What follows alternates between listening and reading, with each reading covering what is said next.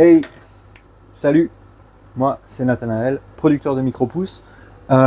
J'aime faire des contenus dans lesquels je parle, mais ce ne sont pas forcément des contenus faits pour être regardés. À mon avis, ce sont plutôt des contenus qui sont faits pour être écoutés. Alors du coup, je ne vais pas parler face caméra pendant 1 heure. Je vais me mettre au travail parce que pour moi, cette activité, c'est aussi une activité que j'aime faire pendant mon travail pour pas perdre de temps en quelque sorte. Hein. Voilà. Je produis des micro-pousses. Je suis aussi, j'aime parler de mon travail, de la néo-agriculture que j'essaye de construire, de ma famille, de la manière dont je suis un père de famille, de l'habileté manuelle, de réinventer la société, de politique, de philosophie. J'aime parler de plein de choses. Et du coup, c'est ici que ça se passe, mais par contre, je vais maintenant vous tourner le dos. Ce que je vous invite à faire, c'est prendre votre téléphone, le mettre dans votre poche, mettre des écouteurs et aller faire une promenade. Ou alors, encore mieux, vous mettre au travail, gagner un peu de sous, lancer le projet que vous voulez lancer depuis longtemps, faire les travaux que vous voulez faire depuis longtemps, mais que vous ne trouvez pas le temps de faire. Eh bien, écoutez-moi, mais pas assis devant votre écran. Et puis, puisqu'on parle de ça, puisque moi je considère qu'être assis devant un écran à regarder quelqu'un qui parle, c'est souvent une mauvaise pratique, j'avais envie de parler ici des mauvaises pratiques YouTube, et en particulier d'une mauvaise pratique YouTube que moi j'ai effectuée dans ma très courte carrière de YouTuber. Alors voilà, allez, bye, à plus. Hein donc, moi, j'ai pas beaucoup d'abonnés sur cette chaîne, alors qu'il est, hein, j'en ai 161 pour être exact. Et je publie des contenus de plus en plus régulièrement. Là, en ce moment, j'arrive à en sortir un tous les 2 jours. Des moments où je parle, où je réfléchis, où j'exprime mes pensées. Et alors, j'ai fait quelque chose d'un peu... une mauvaise chose au début. Il y a 1 an à peu près, j'ai commencé. Et j'ai commencé par les shorts. Et les shorts, c'est assez facile de faire des vues avec des shorts. Apparemment, il y a beaucoup de public pour les shorts.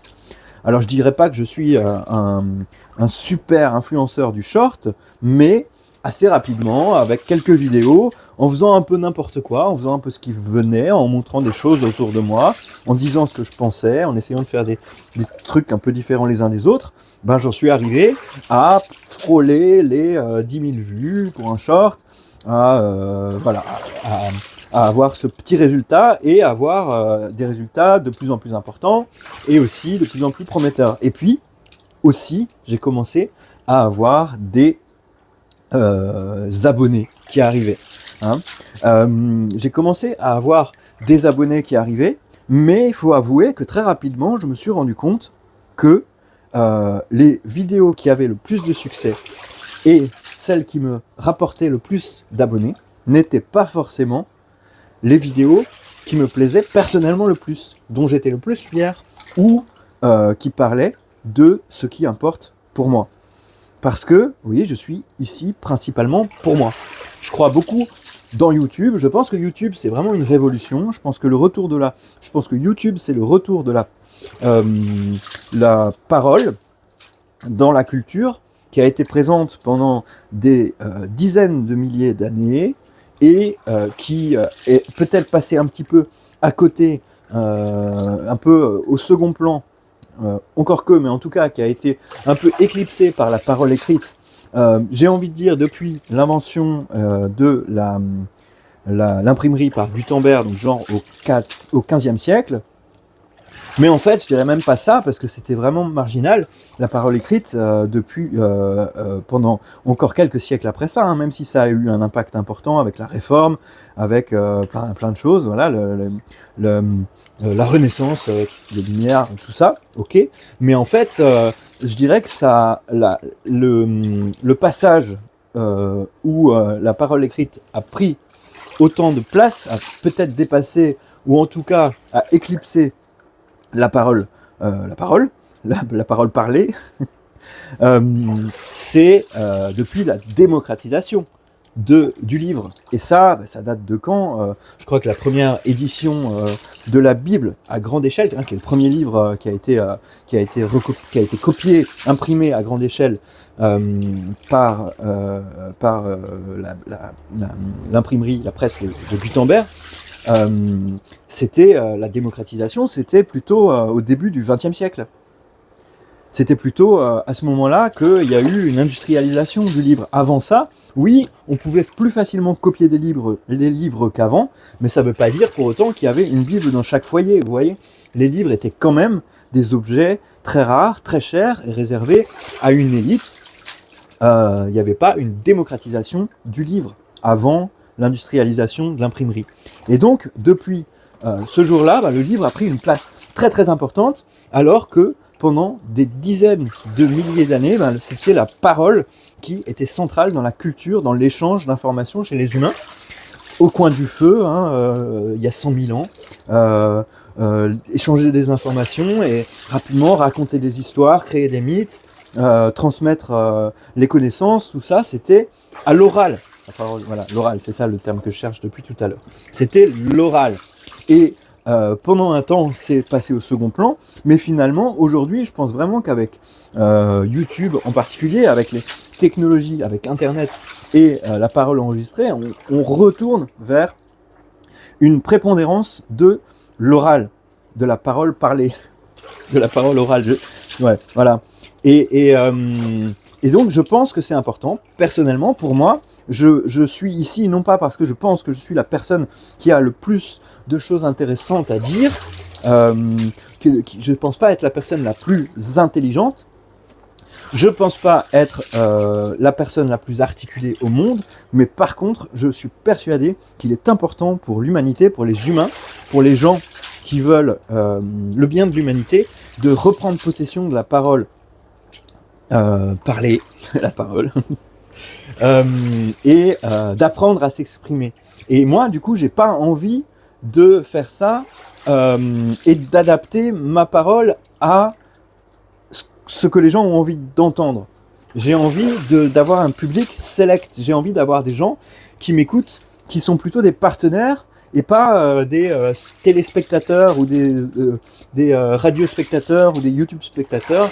Non, j'ai envie d'avoir des gens qui aiment, comme moi, se poser des questions et qui sont à mes côtés dans cette recherche, dans cette réflexion, qui l'ouvrent aussi, qui parlent aussi, mais qui m'écoutent et qui se disent « Ah oui, je comprends ce qu'il veut dire, mais j'avais pas pensé à ça. Ah tiens, j'ai envie de lui dire ça. » Qui apprennent de moi, parce que je suis quand même quelqu'un qui fait des choses concrètes. Je suis un entrepreneur, un agriculteur, voilà, comme je disais, aussi un père de famille. Et un travailleur habile qui sait se servir d'outils à la fois intellectuels et à la fois manuels. Et donc j'ai envie de transmettre tout ça, j'ai envie d'en parler et j'ai envie d'apprendre à en parler pour prendre possession de ce nouvel outil qui va changer la donne, qui va être un outil de changement extraordinaire, Internet et la parole enregistrée. Et du coup, j'ai fait ces shorts et j'ai eu des abonnés qui n'étaient pas faits pour moi. Alors, ce message, en fait, j'aurais peut-être dû le dire au début de cette vidéo pour que ce soit clair. J'ai des abonnés parasites sur ma chaîne. Alors, la plupart du temps, sur les chaînes, on vous dit « Abonnez-vous ». Je sais que c'est la chose qui se dit le plus naturellement, la plupart du temps, parce que c'est ce qu'on veut, après tout, des abonnés. Mais là, aujourd'hui, la dynamique que j'ai, c'est que j'ai pas beaucoup d'abonnés, j'en ai 160 à peu près, 161 à l'heure qu'il est. Et je me disais, avant de vérifier cette statistique, d'avoir cette idée, je me disais, ouais, c'est marrant, mes abonnés, ils sont assez stables depuis que je republie des vidéos. Et en fait, c'est pas le cas. Je me suis rendu compte en regardant mes statistiques que c'est pas que j'ai pas de nouveaux abonnés, j'en ai quelques-uns, il y en a qui tombent, alors c'est pas encore beaucoup, mais ça va progresser, ça va évoluer. Mais en fait, j'ai en gros un abonné par vidéo qui arrive en moyenne, mais j'ai aussi un abonné par vidéo qui se désabonne. Et alors, du coup, quand je regarde le nombre d'abonnés que j'ai, je me dis, ah tiens, j'en ai 161. Ah tiens, j'en ai encore 161. Après, je me suis rendu compte, tiens, aujourd'hui j'en ai 162. Ouais, super. Et le lendemain, ah bah j'en ai de nouveau 161. Parce que il y a autant de désabonnements que d'abonnements. Et ça, c'est vraiment risqué quand on est au début de la création d'une chaîne YouTube, parce que c'est déprimant. On est au début du truc. Moi-même, là, je suis là et j'ai envie de faire ça et je crois en ce projet. Mais on a une grande fragilité en début de projet. C'est difficile de trouver ces 1000 premiers abonnés. Enfin, c'est difficile de trouver ces 1000 vrais premiers abonnés. Des gens qui sont intéressés. Des gens qui ont envie d'être là. Hein, trouver 1000 abonnés, franchement, ça n'a pas l'air compliqué. Faut montrer, vous faites 100 shorts par jour en montrant des choses les plus différentes possibles. Vous voyez ce qui fonctionne. Et puis vous faites ce qui fonctionne, mais 10 fois plus. Et puis voilà, au bout d'un moment, vous les avez, vos 1000 abonnés. Je pense que c'est faisable. Il faudrait peut-être que j'essaye une fois avec une chaîne parallèle. Ce serait rigolo pour voir si j'arrive en combien de temps j'arrive à choper 1000 abonnés pour justifier ce que je vous ai expliqué. Cette croyance.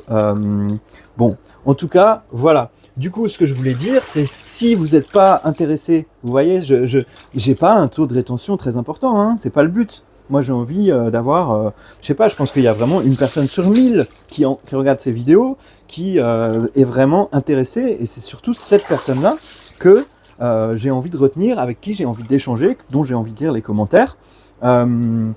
Voilà, et que j'ai envie d'avoir dans mon audience. Et puis surtout, c'est pour vous aussi que je le fais, parce que moi je vais continuer à créer cette audience, à la construire, à créer mon projet, à le construire, et dans 1 an ou 10 ans, cette audience, elle sera beaucoup plus grande. Elle sera faite de milliers, de dizaines de milliers de personnes, et je pense que c'est aussi un cadeau que je vous fais de travailler à faire en sorte que cette audience, elle soit uniquement constituée de gens qui soient des gens qui sont intéressés. Vous voyez ? Pas des gens là qui sont là par hasard, pas des gens qui s'intéressent à ce que je fais parce que de temps en temps je mets une vidéo de bulldozer dans le centre de compostage où j'achète mon compost. Parce que c'est pas ça qui m'intéresse. C'est pas la grosse mécanique, c'est pas l'agriculture traditionnelle. Non, ce qui m'intéresse, c'est d'autres choses, c'est des réflexions plus profondes, comment révolutionner l'agriculture, comment penser, enfin voilà, je vais pas répéter tout ce que je vous ai déjà dit, que c'est des choses qui m'intéressent. La prise de responsabilité auprès de sa famille, la prise de responsabilité auprès de ses proches et de ses voisins et de sa société et de la communauté de business, tout ça, c'est des choses dont j'ai envie de parler et j'ai envie qu'on en parle ensemble, j'ai envie qu'on grandisse ensemble. Donc voilà, appel à l'action maintenant, hein. Désabonnez-vous, s'il vous plaît. Si vous trouvez que je suis relou, hein, bon, probablement que vous n'êtes pas resté jusque-là, mais si vous trouvez que je suis relou, alors désabonnez-vous. Donc je vais mettre ça, je vais mettre ça dans le titre, hein. Comme ça, ce sera clair. Dans la vignette et dans le titre, je vais mettre désabonnez-vous ou un truc comme ça et on verra bien ce qui se passera. Je préfère demain avoir 10 abonnés, mais avoir confiance dans le fait qu'ils sont là parce qu'ils ont vraiment envie d'être là, plutôt que parce que ils sont là par hasard et que ils ont juste la flemme de se désabonner ou quoi, je sais pas. Hein, j'ai envie que ce soit clair et j'ai envie d'avoir une audience qualifiée. Alors par contre, à l'opposé, si vous êtes là et que vous vous dites, alors j'imagine, vous vous dites sans doute pas, ouais, ce mec il a tout compris, c'est génial, il est génial, j'ai envie de tout écouter. Mais si vous vous dites, ah c'est intéressant, j'aime bien sa démarche, j'ai envie de voir comment il va progresser, j'ai envie d'apprendre de lui, j'ai envie d'en savoir plus, j'ai envie d'avoir plus de précision sur son projet, sur son travail, sur ses idées, etc., ou juste sur un aspect de ça, et ben je vous invite à vous abonner si vous ne l'êtes pas encore, et aussi à vous inscrire à ma newsletter, parce que ma newsletter, c'est un endroit dans lequel je cultive un petit peu encore une autre type d'audience et où j'ai des contenus encore un petit peu différents. C'est là où je vais me poser derrière mon écran et puis je vais réfléchir un petit peu plus. Hein, je vais écrire une newsletter, mais pas souvent. Hein, je suis pas encore un newsletter oman à en écrire une par jour. Hein. C'est pas non plus ça. C'est juste là où si j'ai envie de parler plus honnêtement, plus à mon audience et à lui donner plus de détails, à être plus sincère peut-être, et voilà, à vraiment à cristalliser quelque chose autour de moi, de mes projets et de vos projets et de ce que vous voulez faire. Et puis c'est aussi là, je pense que je vais publier les promotions pour les produits que je vais sortir bientôt, des formations pour apprendre à faire pousser des micro-pousses, etc., etc. Donc, si vous êtes là un peu par hasard, restez si vous voulez, mais je vous conseille en gros de vous désabonner. Au contraire, si vous êtes ici et que vous savez pourquoi vous êtes ici et que vous avez envie de faire partie de cette aventure et de grandir avec moi, alors abonnez-vous. Et si vous êtes déjà abonnez-vous. Si vous êtes déjà abonné à la chaîne YouTube, appuyez, cherchez dans les commentaires ou dans la description de la chaîne ma page web, et là vous pourrez vous abonner à ma newsletter. Et aussi je lance un petit projet parallèle là, parce que j'aime beaucoup les aphorismes, et du coup j'ai décidé de choisir un aphorisme par mois. J'ai pas envie d'en changer à chaque vidéo, j'ai pas envie que ce soit quelque chose de très changeant, mais j'ai envie d'avoir cette habitude tous les mois de choisir un aphorisme sur lequel j'ai envie de réfléchir. J'adore les aphorismes, j'adore les endroits où il y a des aphorismes, des petites phrases courtes comme ça, des petites philosophies, des petites morales, quand c'est accroché sur les murs ou quand des personnes en ont qui sont importantes pour eux et qui les répètent en permanence. En allemand, Übung macht der Meister, c'est la répétition, c'est la répétition qui fait le maître. Et je crois vraiment en le pouvoir de la répétition. Et du coup, ce que je vous invite à faire aussi, c'est, si ça vous parle, si vous voulez découvrir cette citation, c'est d'aller sur mon site, et là, vous pourrez télécharger un PDF et découvrir l'aphorisme, la citation, ou c'est pas forcément une citation, mais l'aphorisme du mois, et obtenir un PDF avec cet aphorisme que je vous invite fort, s'il vous plaît, s'il vous touche, à accrocher quelque part chez vous, pour qu'il soit toujours sous votre nez et que sa sagesse puisse vous pénétrer. Allez, merci. C'était sympa, j'ai bien avancé là. En ce moment, c'est un travail qui est plus long que d'habitude, c'est assez pénible, mais je suis en train de chercher des solutions. Voilà, j'ai parlé pendant 17 minutes, j'ai la langue bien pendue. Merci d'avoir été là. Allez, bye. Et cet interrupteur ne marche pas. Ciao.